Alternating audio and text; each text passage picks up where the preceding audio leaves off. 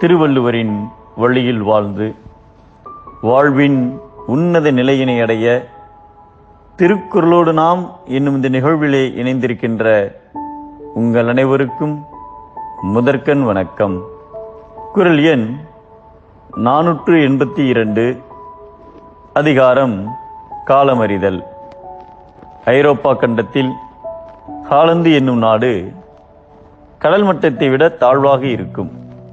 அதனால் கடல் நீர் நாட்டிற்குள் புகாமல் இருக்க கடற்கரையோரமாக மதிர்ச்சுவர் கட்டப்பட்டு இருந்தது.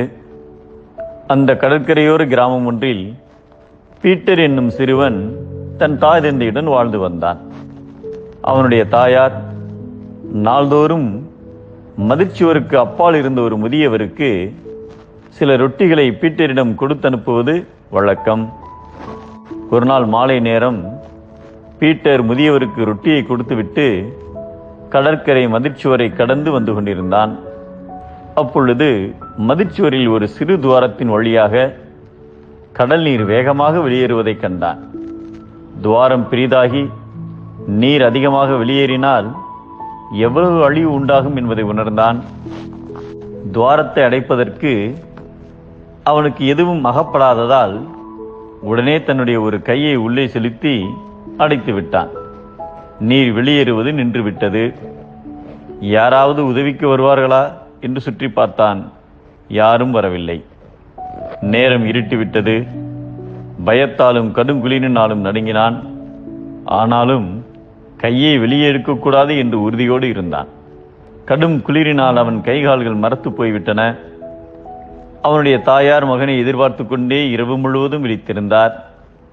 மறுநாள் விடியற்காலையில் அவ்வழியாக சென்ற சிலர் பீட்டர் துவாரத்தில் கையை வைத்து மயங்கி நிலையில் இருப்பதைக் கண்டனர். உடனே அவனை வீட்டிற்கு தூக்கி வந்தனர். அவனை கண்டதும் அவனுடைய தாயார், என் மகன் இறந்து விட்டானா என்று கதறி அழுதார். சிறுவனை தூக்கி கொண்டு வந்தவர்கள், உன் மகன் இறக்கவில்லை, உயிரோடுதான் இருக்கிறான்.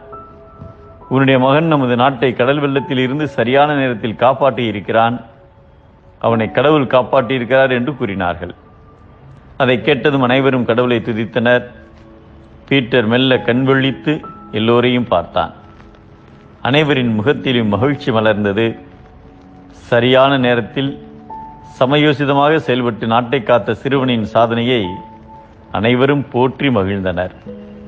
காலம் உணர்ந்து அதற்கேற்ப செயல்படுதல் அந்த நற்செயலின் வெற்றியை நழுவ விடாமல் கட்டிப்பிணைக்கும் கயிறாக அமையும் என்பதை பருவத்தோடு ஒட்ட ஒள்ளுகள் திருவினை தீராமை ஆர்க்கும் கயிறு என்கிறார் நம் தெய்வப்புலவர் திருவள்ளுவர். காலம் அறியாது செய்தால் தோல்வி, காலமறிந்து செய்தலே வெற்றி